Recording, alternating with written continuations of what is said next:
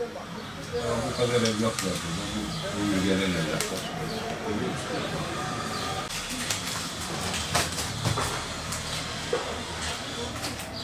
Muhtarların kaldırılması çok kolay değil. Muhtarlık gerçekten de işte bu deprem döneminde ihtiyaç olan bir kurum olduğunu ama kurumsal bir kimliğin olmasını da gördük. Yani muhtarın elinde hiçbir yaptırım yok, hiç icra makamı değil ama bütün talepler direktmen muhtara geliyordu. Muhtarların da asli görevi zaten sorunları ilgili kuruma bildirmek ve takip etmek. Muhtarlıklar gerçekten de şu anda sadece mühür basan, işte ikametgah verenden çok mahallenin her şeyiyle ilgili, yani güvenliğiyle, sağlığıyla, eğitimiyle ilgili bir kurum noktasında. Çünkü vatandaş ilk muhtarı biliyor. İlk çaldığı kapı muhtarın kapısı. Muhtar da dolayısıyla ne istenmişse o makamla ilgili makama gidip sorunlarını, taleplerini iletmek zorunda.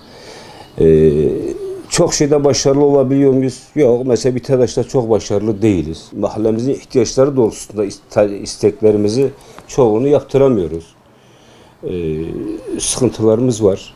Yani muhtarlığın kaldırılması noktası bence çok doğru bir nokta değil. Ya muhtarları kurumsallaştırsınlar, eğer böyle kalacaksa da muhtarlıkları kaldırsınlar.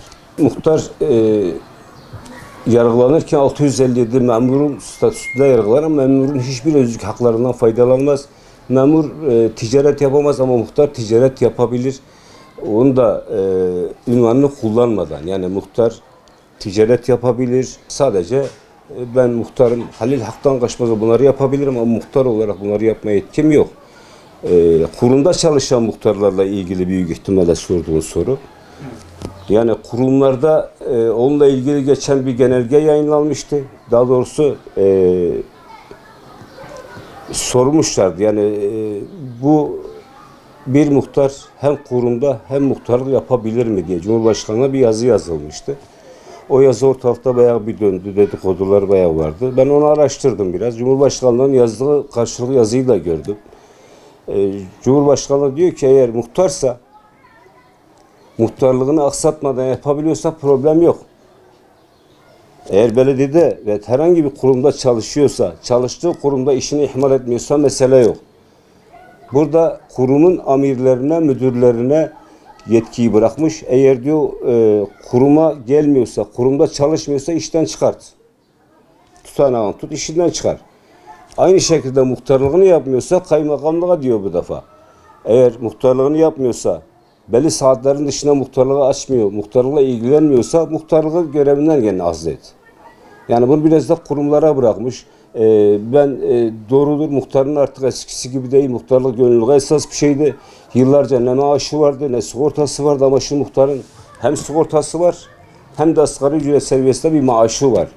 Yani muhtarlığı artık kurumsallaştırıp tek iş noktasında, yani bir muhtarın bir işi olsun. İkinci işi olmasın. Çünkü ben de doğru bulmuyorum. Çünkü siyasiler, bürokratlarımızın 3-5 yerden maaş aldığını duyunca hepimiz öfkeleniyoruz, kızıyoruz, haksızlık olduğunu söylüyoruz. Ama aynı şeyi benim yapmamı da doğru bulmuyorum. Yani ben de 2 yerden maaş almak istemiyorum. Muhtarlık sadece mühür basan, ikametgah veren kurum olmaktan çıktı. Mahallenin bütün külfetini sırtına alan, taşıyan insan anlamında muhtar görmek lazım. Yani daha eskiden çok kolaydı. Mühür cebinde, muhtarlığın yoktu, bir şeyi yoktu. Ya kahvede ya bir bakkal dükkanında adam seni görüyordu. Çakmağının şeyiyle de, hissiyle de yandırıyordu. Mühürü baskılıyor. Bu kadardı muhtarlık. Ama şu muhtarlık öyle değil. Muhtarlık bütün mahallenin fakiriyle, fukarasıyla, ihtiyaç sahipleriyle ilgilenen bir kurum. Yani biz şu anda sosyal yardım gibi çalışıyoruz biraz da. Yani bizim yükümüz eskisinden çok çok daha ağır oldu. Mesela bir posta ile ilgili bir sıkıntımız var bizim, tebligatlarla ilgili. Sıkıntımız derken bu bana sıkıntı vermiyor. Muhatap olan vatandaşa sıkıntı veriyor. Adam geliyor evine, evde yoksa getiriyor muhtarlığa bırakıyor. Yani bunun 21. madde kanun ona o yetkiyi vermiş.